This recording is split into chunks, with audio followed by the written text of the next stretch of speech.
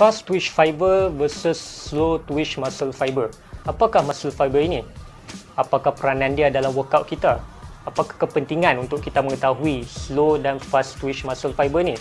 So dalam video kali ini saya akan terangkan apa benda muscle fiber yang fast dan slow ni dan apa peranan dia dalam workout seharian kita. Jom kita dengar dan tonton.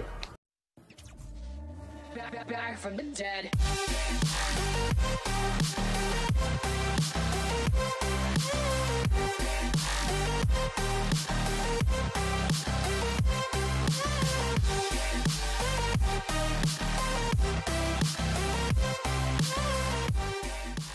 Sebelum saya pergi kepada muscle fiber tu, terlebih dahulu kita perlu faham sedikit sebanyak tentang motor units. Motor units ialah yang mana kita melakukan pergerakan yang menggunakan muscle kita lah. So, macam mana kita melakukan pergerakan menggunakan muscle kita? So, motor units ni dia merangkumi motor neurons yang mana dia disalurkan dari otak, yang mana dia akan innervate electric signal daripada otak kepada muscle fiber kita melalui neuromuscular junction tu, yang mana neuron ni dia akan connect dengan muscle kita dan dia akan hantar electric signal daripada otak untuk melakukan satu-satu pergerakan. Pergerakan-pergerakan yang kita lakukan mungkin pergerakan yang kecil seperti kita nak buka pintu, kita nak pegang kunci, kita nak angkat cawan yang kecil, dan pergerakan-pergerakan yang besar seperti kita melakukan latihan bebanan, high intensity training, kita melakukan latihan eksplosif, lompatan, pecutan, larian. So itu semua pergerakan yang memerlukan pergerakan massa yang besar. So pergerakan-pergerakan yang kecil dan besar ni lah yang akan menentukan muscle fiber yang manakah yang kita akan aktifkan. Saya bentang satu teori iaitu Hahnemann's size principle. Hahnemann mengatakan lagi banyak force ataupun daya yang kita gunakan dalam satu pergerakan, maka lagi banyaklah motor units yang kita akan rekrut ataupun yang kita akan gunakan untuk menghasilkan pergerakan tersebut. So dia akan ikut turutan lah. Kalau pergerakan tu kecil, daya tu kecil, kecil lah motor units yang kita gunakan. Dan kalau pergerakan tu semakin susah, semakin berat, semakin payah untuk dibuat, maka motor units yang akan digunakan pun semakin banyak dan potensial dia pun akan menjadi tinggi. Okey. Motor units ni dia terbahagi kepada 3. Yang pertamanya ialah low threshold motor units atau singkatannya LTMU. Slow twitch muscle fiber ni dia termasuk dalam kategori LTMU ni lah. So LTMU ni kalau tengok gambar rajah dari segi biologinya, dia berwarna merah disebabkan dia mengandungi banyak myoglobin iaitu protein yang store oksigen dan juga banyak mitokondria iaitu organelles yang menghasilkan energi dalam bentuk ATP, adenosine triphosphate. LTMU ni dia akan diaktifkan apabila kita melakukan pergerakan-pergerakan yang kecil seperti yang saya kata tadi, macam kita nak buat angkat cawan ke, buka pintu ke, pegang kunci ke, dan juga senaman-senaman yang memerlukan tempo yang perlahan dan dalam keadaan slow and steady. So bila kita buat pergerakan seperti ini, kita hanya memerlukan low potential untuk aktifkan motor units yang seperti ini. Sebab tu dia panggil low, sebab potensial dia rendah untuk kita aktifkan. So antara senaman-senaman yang low potential ni macam orang yang buat endurance training lah. Contohnya dia join marathon, dia buat jogging, dia melakukan senaman-senaman yang dalam tempo yang perlahan, tak intens. So dia akan menggunakan low threshold motor units ni. Dan muscle yang digunakan dalam LTMU ni dia lambat fatigue ataupun dia lambat penat disebabkan dia menggunakan aerobic metabolism iaitu penghasilan tenaga menggunakan oksigen. So bila kita buat senaman macam ni, kita boleh bernafas dan kita banyak menghasilkan oksigen. So oksigen ni akan membantu menghasilkan tenaga supaya masa kita tak mudah fatigue dan kita boleh last longer lah dalam senaman tersebut. Yang kedua ialah HTMU iaitu High Threshold Motor Units, yang mana fast twitch muscle fiber dalam kategori ni lah, iaitu kalau tengok gambar rajah dari segi bionya, dia berwarna putih dan dia kurang myoglobin dan kurang mitokondria.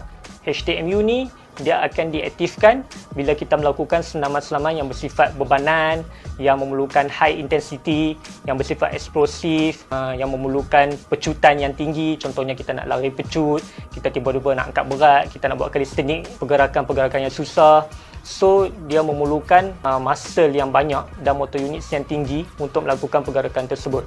So sebab tu dia dinamakan high potential, sebab dia memerlukan potential yang tinggi untuk diaktifkan muscle yang dalam pergerakan inilah. Muscle yang melibatkan high potential ni, HTMU ni, dia mudah fatigue. disebabkan dia menggunakan anaerobic metabolism, yang mana penghasilan tenaga tanpa menggunakan oksigen. Sebab apa? Sebab kita melakukan pergerakan tu terlalu cepat. Contohnya kita lari pecut. Bila lari pecut ni, kita tak sempat nak bernafas dengan sempurna. So, oksigen kita akan sangat-sangat kurang dan kita akan menghasilkan tenaga hanya melalui glukos dalam badan kita. So, sebab tu kalau kita lari pecut ke, kita buat senaman yang bebanan yang tinggi, kita akan buat dalam keadaan beberapa saat saja. Contohnya 8 ke 10 saat ke, ikutlah masa kita tu boleh tahan lama mana kan. Tapi secara umumnya singkatlah. Sebab apa? Sebab kita perlu berehat dan kita perlu hidu balik oksigen. Kita perlu bernafas balik supaya kita gantikan balik oksigen yang telah hilang tadi. Yang ketiganya ialah medium threshold motor units, ataupun dia juga dipanggil adaptable fibers lah. Yang mana fiber di kategori ini dia akan adapt diri dia mengikut potensial mana yang kita guna, senaman mana yang kita fokus. Contohnya kalau kita buat senaman yang bersifat endurance, yang bersifat larian yang jogging slow and steady, so medium ni dia akan adapt untuk jadi low threshold lah. Kalau kita buat senaman yang bersifat explosive, yang memerlukan high intensity, maka dia pula akan adapt menjadi high threshold motor units lah. Okey, apa yang kita boleh dapat daripada penjelasan saya tentang motor units ni? Apa yang saya boleh rungkaikan ialah lagi banyak kita train untuk strength dan hypertrophy, lagi besarlah muscle kita, size kita bertambah dan kita jadi lebih kuat. Jadi kita akan less fatigue, muscle kita kurang penat dan kita perlukan potensial yang lebih rendah berbanding sebelum ni. Macam contoh, seorang beginner, masa dia nak belajar push up awal-awal, dia mungkin boleh buat 1 ke 5 reps lah antara lingkungan tu, dan dia struggle sebab dia tak ada strength dan tak capai hypertrophy lagi. Tapi lama-lama dia train, dia boleh buat 10 ke 15 reps, dia train lagi boleh buat sampai 30 reps dalam satu set. So, bila dia dah sampai 30 reps dalam satu set tu, dia dah perlukan potensial yang rendah untuk aktifkan motor units dia untuk buat pergerakan push up tu. So, bila dia dah potensial dah rendah, so dia dah masuk dalam kategori low potential motor units. Dia dah mula gunakan oksigen untuk menghasilkan tenaga dan masa dia dah tak fatigue. So, mudah untuk buat pergerakan tersebut dan minimum rest time. Dia rest dalam seminit ataupun kurang dari seminit. So, dia dah masuk dalam kategori endurance. So, bila endurance ni, dia dah tak ada improvement lah dari segi muscle, dari segi strength. Sebab dia dah kuat dan dia dah boleh develop. So, apa solusinya kalau kita nak develop muscle dan kita nak improve strength lagi? Kita variasikan workout kita ataupun kita tambah intensity dan bebanan dalam workout kita. Contoh paling mudah, kalau seseorang tu dia terlibat dalam sukan angkat berat, dia boleh tambah berat ataupun beban yang digunakan. Contohnya dia buat 50 kg awal-awal dia angkat berat, dia boleh tambah 55 kg, 60 kg. So dia akan mula rasa fatigue, dia akan aktifkan balik high potential motor units tadi lah. So dia akan mula rest dengan masa yang lebih lama lah. So macam tu juga dengan macam push up. Kalau calisthenics ni, kita variasikan workout kita. Contohnya kalau push up, dia dah power, dia boleh variasikan. Contohnya dia nak fokus kepada shoulder, dia boleh buat pike push up, dia boleh buat Hindu push up ataupun dia boleh buat archer push up.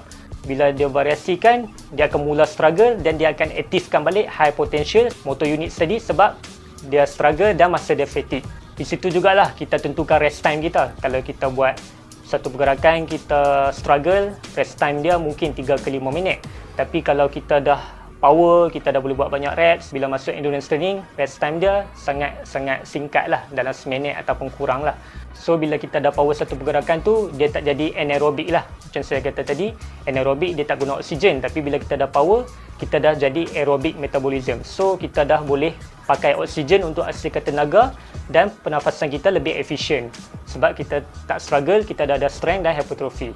Sebab tu ada orang, kita tengok pergerakan tu susah bagi kita, tapi bagi dia senang sebab dia dah train. Contoh ada orang dia buat handstand push up, senang je. Tapi bagi kita nak buat handstand pun payah. Tambah-tambah nak push up, nak tolak lagi bawah. Silap-silap terantuk kepala, tertungging kan. So itu sebab training lah. Dan dia boleh berada dalam keadaan tersebut, dalam keadaan yang dia dah ada strength dan muscle size dia boleh support dia untuk aktifkan potensial yang rendah. So dia tak struggle lah. Okay. So saya rasa information ni dah tepu, dah terlalu banyak dah. Dan saya tak mau memeningkan kepala anda. So kalau anda ada apa-apa soalan ataupun ada apa-apa info yang saya terlepas pandang, yang saya tersilap ke, anda boleh komen dan anda boleh share jugalah pengalaman anda, workout anda ataupun pandangan anda tentang topik yang saya bincangkan hari ini. Okey, so terima kasih atas perhatian, terima kasih atas tontonan. Jangan lupa untuk share, jangan lupa untuk subscribe, jangan lupa untuk like supaya anda tak miss apa-apa konten yang saya akan upload di masa akan datang. Okey, jom kita jumpa lagi di video akan datang. Terima kasih. Assalamualaikum.